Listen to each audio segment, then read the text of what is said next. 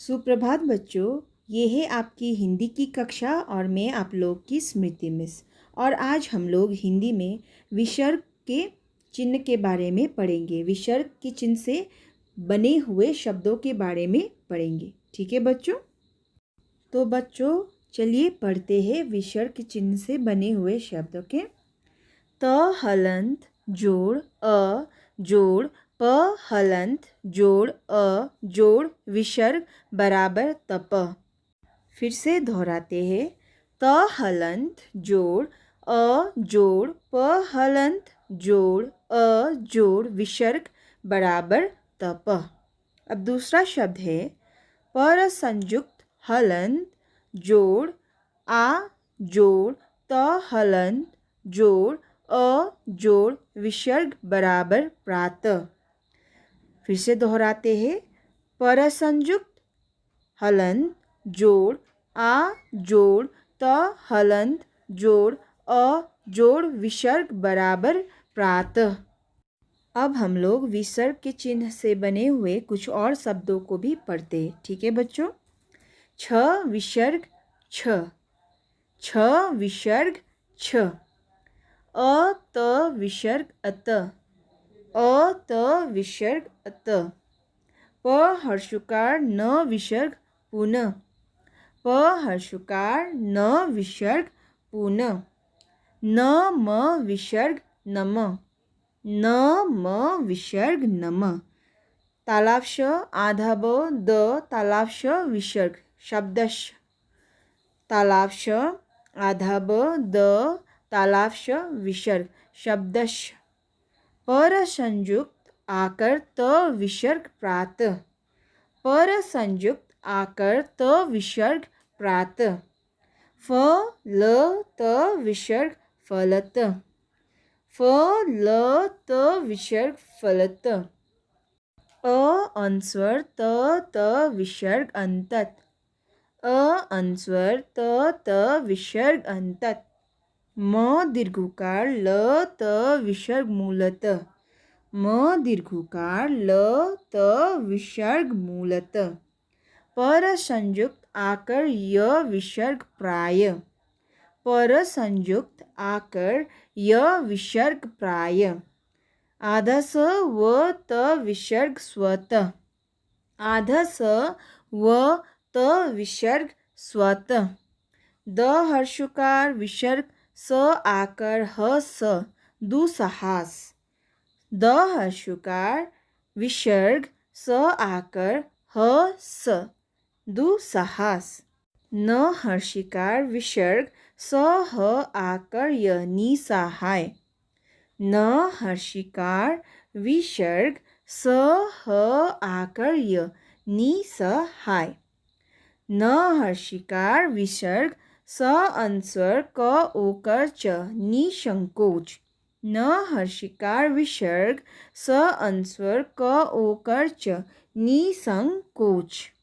हम लोगों ने विसर्ग के चिन्ह से बने हुए शब्द तो पढ़ लिए, अब उससे बने हुए वाक्य भी पढ़ेंगे। ठीक है बच्चों?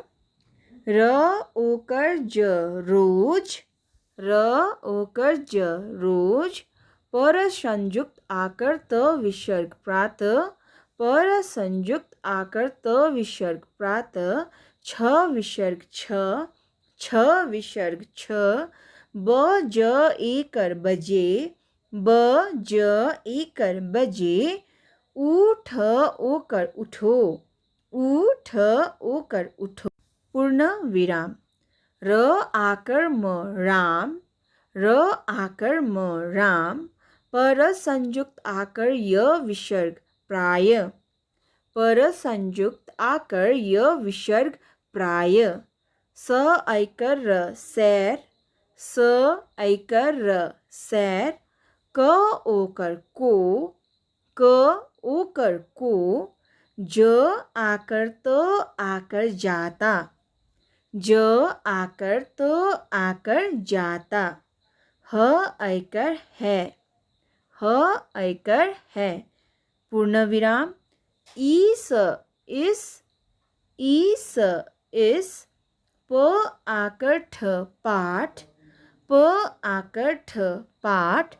क ओकर को, क ओकर को, प हर्षुकार न विसर्ग पुनः, प हर्षुकार न विसर्ग पुनः, प ढ ओकर पढ़ो, प ढ ओकर पढ़ो, पूर्ण विराम।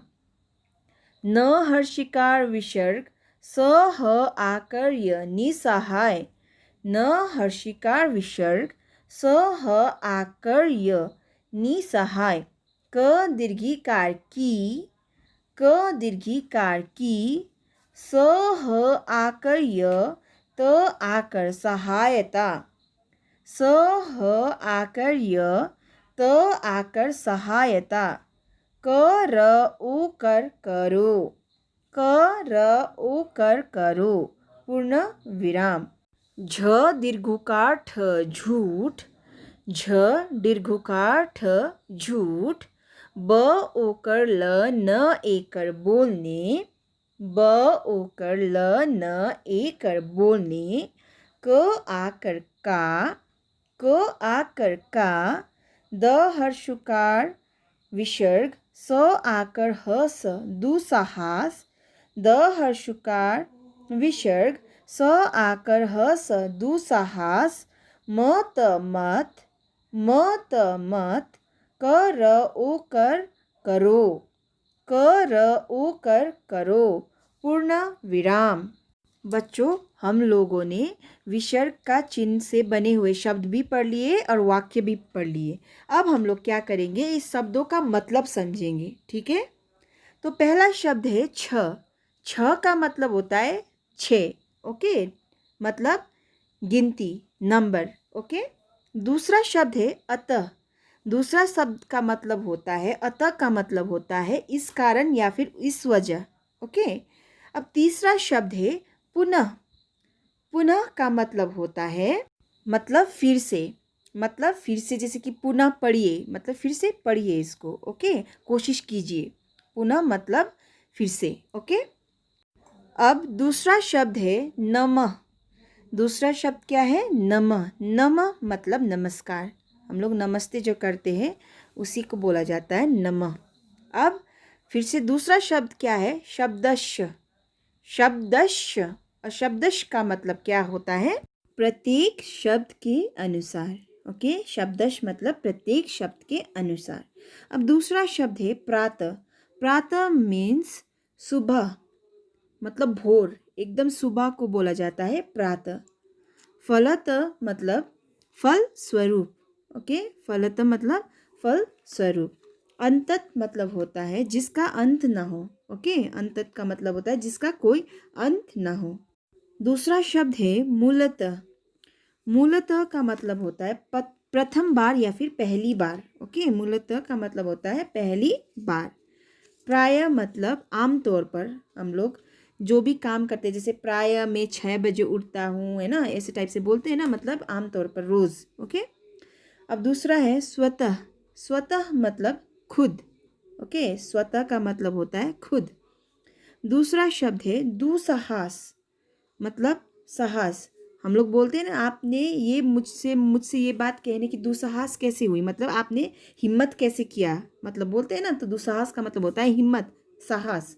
ओके, निसहाय। निसहाय का मतलब होता है जो मतलब क्या नहीं कर सकता, कोई भी चीज़ खुद से नहीं कर सकता। ठीक है, जिसको कोई भी चीज़ करने के लिए किसी के सहायता की आवश्यकता हो, जैसे कोई मतलब विकलांग लोग होते हैं ना, तो जिसको किसी और का सहायता की ज़रूरत होता है, तो उसे बोला जाता है निसहाय। दूसरा शब्द है निसंकोच। निसंकोच मतलब होता है बिना क्या किए घबराए हुए या फिर किसी बिना डर के जो बात बोले, है ना। निसंकोच मतलब घबराना या फिर शर्माना ना हो, उसे बोला जाता है निसंकोच। तो बच्चों, आज के लिए इतना ही। मैं आशा करती हूँ आप सबको विसर्ग का चिन्ह वाला शब्द समझ में आ गया होगा।